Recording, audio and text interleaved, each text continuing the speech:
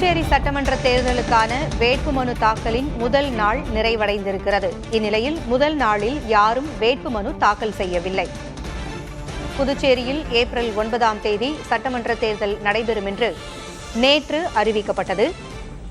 தேதி நேற்று அறிவிக்கப்பட்டு இன்றே வேட்புமனு தாக்கல் துவங்கியது. இந்நிலையில் முதல் நாளான இன்று யாரும் வேட்புமனுவை தாக்கல் செய்யவில்லை.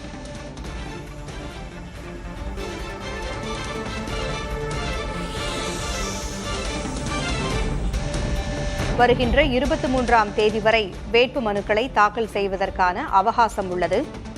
இன்று வேட்புமனு தாக்கல் தொடங்கிய நிலையில் யாரும் இன்று வேட்புமனுவை தாக்கல் செய்யவில்லை.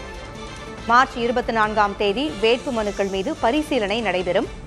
ஏப்ரல் 9ஆம் தேதி வாக்குப்பதிவும் மே 4ஆம் தேதி வாக்கு எண்ணிக்கையும் நடைபெறும். தேர்தல் தேதி அறிவிக்கப்பட்ட மறுநாளே வேட்புமனு தொடங்கியதால் யாரும் தாக்கல் செய்யவில்லை என்று தகவல்கள் தெரிவிக்கின்றன.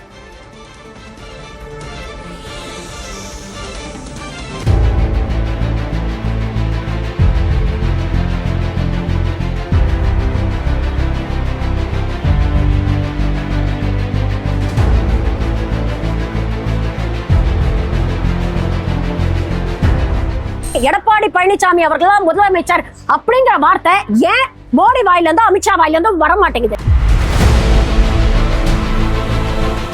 பாருங்க, அங்க சூரியன் அஸ்தமித்துக் கொண்டிருக்கிறது. அந்த நேரத்துலதான் இதை நாம பேசிக்கிட்டு இருக்கோம். கூடிய சீக்கிரம் அந்த சூரியன் கீழே இறங்கிரும். முழுசா எந்த கட்சியாவது உள்ள போயிருக்கான்னு பாத்தீங்களா? அறையா இருக்கிற பாமக மீதி ஐயா கிட்ட இருக்கு.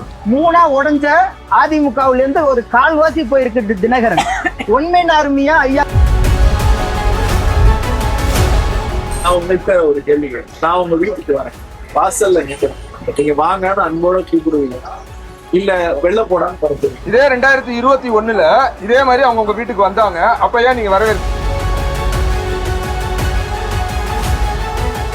அதிமுக தலைவர் புரட்சி தலைவர் எம்ஜிஆர் இல்லைன்னா திமுக இன்னைக்கு ஜெயிச்சிருக்காது. 21 தேர்தல்ல முதல் கையெழுத்து நாங்க வந்த உடனே நீட்ட விளக்குவோம் ஏன் சொன்னீங்க? அதுக்குதான் பதில் சொல்றேன். ரகசியம் எங்களுக்கு மட்டும்தான் தெரியும்னு நீங்க தானே சொன்னீங்க. இதெல்லாம் தெரியாம சொல்லிட்டீங்க.